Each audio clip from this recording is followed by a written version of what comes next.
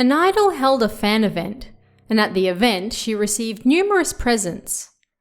Amongst those presents were several DVDs. They included B-grade horror movies, adult videos, and other such things. At any rate, she took all the presents home with her. A few days later, the idol was drinking with her friend. As things started to calm down, she suggested they watch one of the DVDs her fans had given her. The idol's friend said they were probably just full of porn, but they had nothing else to do, so she agreed. The idol put the DVD on, and a male face appeared. He was doing the infamous otaku dance, the dance fans of idols perform to express their admiration. The idol's friend burst out laughing at the sight. "What the hell? Oh, that's so gross." Yet, the idol wasn't laughing. Her face turned pale, and her friend realized tears were running down her cheeks. "What's wrong?" she asked.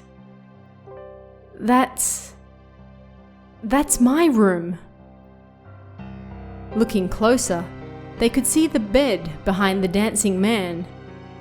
In the bed was the idol, blissfully unaware as she slept.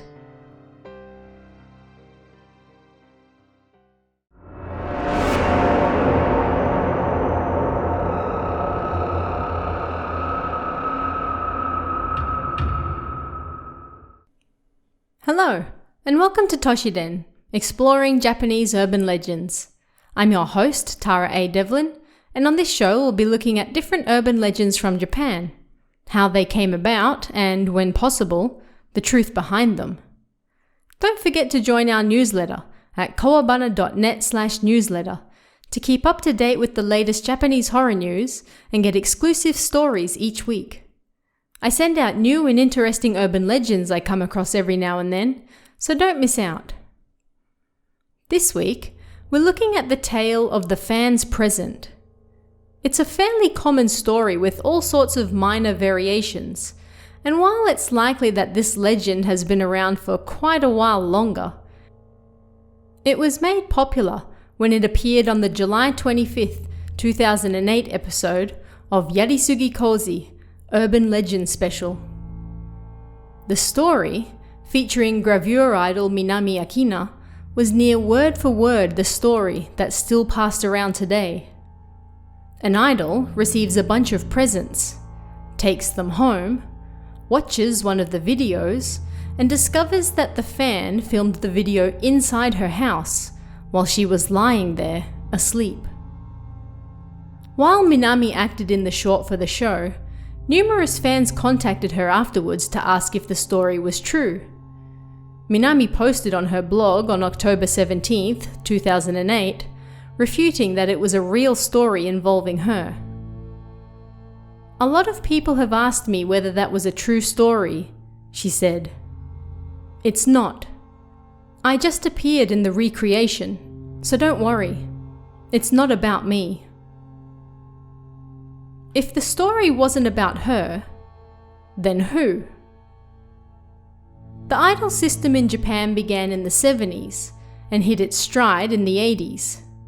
The scene exploded with manufactured singers who promoted, above all, innocence and wholesomeness. Idols were forbidden from public dating and had to maintain high morals at all times. A certain distance was kept between idols and their adoring fans, particularly in the time before social media. They were someone to look up to and worship, an image of purity.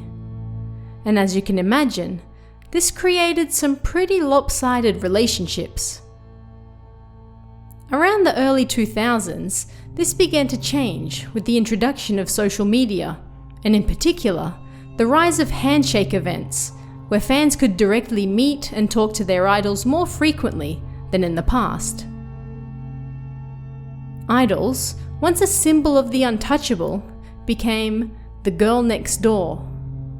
Anyone could buy a ticket, attend a handshake event, and directly talk to the girl of their choice. Do that enough times and they might even start to remember you. The lopsided relationship of the 80s and 90s began to morph. The image they sold of purity and wholesomeness remained, but if you spent enough money and went to see your favorite girl enough times, then maybe, just maybe, a real relationship could blossom. There have been numerous instances over the years of idols being caught out dating fans, so it's actually not that far-fetched to imagine. In 2016, an unnamed idol was sued by her management company for breaking the no dating clause in her contract. She was discovered to be dating a fan, and they wanted close to 10 million yen in damages. The case was thrown out by the Tokyo District Court, who ruled that the clause was a breach of her basic human right to happiness. Is it unlikely that a fan will end up dating an idol? Of course. Is it impossible? Of course not. And that's all you need for dangerous situations to arise. On December 8, 2018, 2 fans reportedly broke into an idol's home and attacked her. In light of the attack, which made worldwide headlines, several former idols came out and revealed similar situations where they had been harassed or attacked in their own homes. And they're not alone. In 2014, 2 members of a sister group were attacked by a saw-wielding fan at a handshake event. In 2016, another idol was stabbed over 20 times by a fan who was upset that she had returned his gift. In 2017, one idol spoke on TV about the numerous stuffed animals she received as gifts from fans. She was aware that they might have recording devices inside, so she always made sure to hit them, just in case. In 2018, members of a male dance troupe received a stuffed animal that did have a GPS tracker inside, confirming that it is indeed a valid fear for idols to have. Shortly thereafter, idol group Batten Shoujotai banned fan gifts entirely.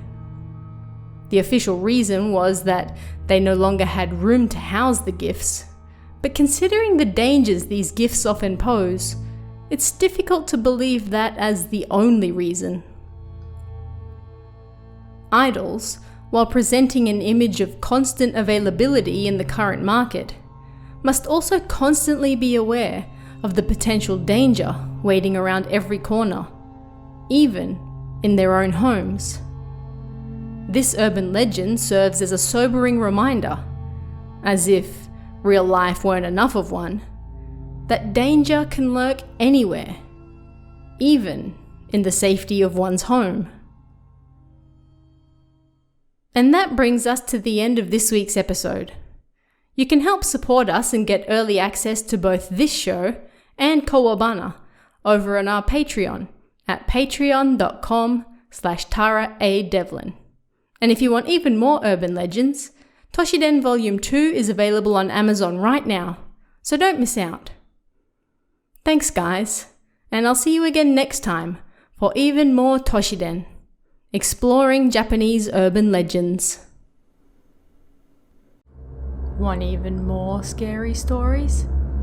Head over to kawabana.net for new translations every week. You can also join our Patreon for exclusive stories you won't find anywhere else.